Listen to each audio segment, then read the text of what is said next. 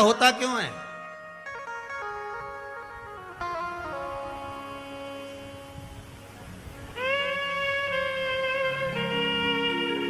ये बेलपत्री जो होती है ना, अपन इसको शिव जी पे कैसे चढ़ाते हैं?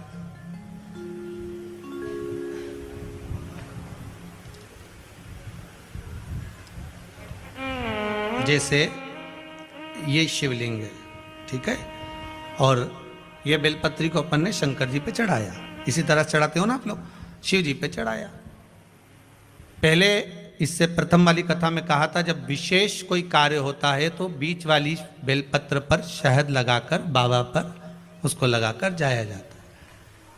अब जिसके घर में क्लेश ज्यादा होता हो, महाराज बहुत क्लेश, मतलब कुछ ना कुछ बात पर झगड़ा चल ही रहा हो, क्लेश हो ही रहा हो, बहुत तकलीफ चल रही, कभी बहू रूठे, कभी सास रूठे, कभी पति रूठे, कभी पत्नी रूठे, जरा जरा सी बात में एक पानी गिर गया उस पर विवाद, बच्चों को कुछ कह दिया उस पर विवाद।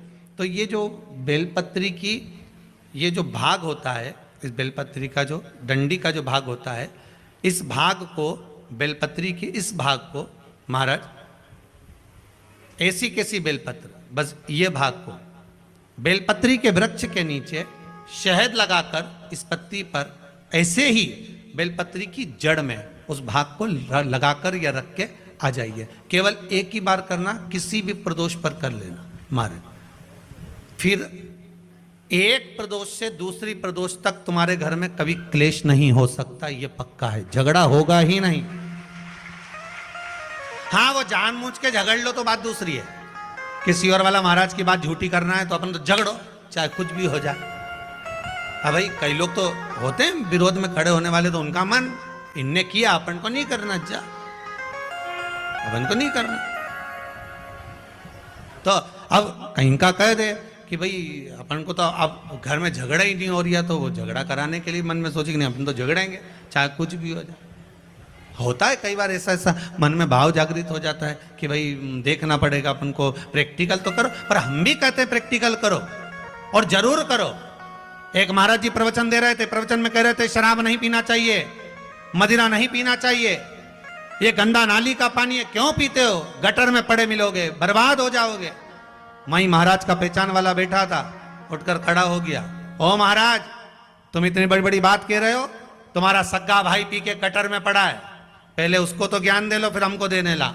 महाराज जी चुप रहे, कुछ नहीं बोले। थोड़ी देर बाद बोले, भैया देखो मैं भी प्रवचन कर रहा हूँ, मेरा भाई भी प्रवचन कर रहा है, बस अंतर इतना है मैं मुंह से समझा रहा हूँ, मेरा भाई प्रैक्टिकल करके दिखा रहा है। तुम जैसे समझना चाहो समझ जाइए, समझना आपको है, आप कैसे समझोगे ये आपके ऊपर।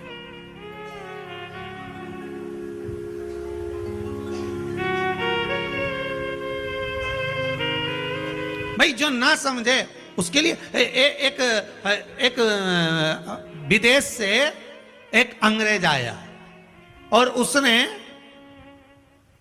दीवार पर जितने कंडे बने थे गाय के उसका फोटो खींचा, तो उसको गांव के 10-12 लोग देख रहे थे और वो बढ़िया हेट मेट लगा के फोटो खींच रहा था, चश्मा लगा के। तो उसको बड़ा आश्चर्य हो रहा था, तो गांव के लोगों ने पूछ लिया,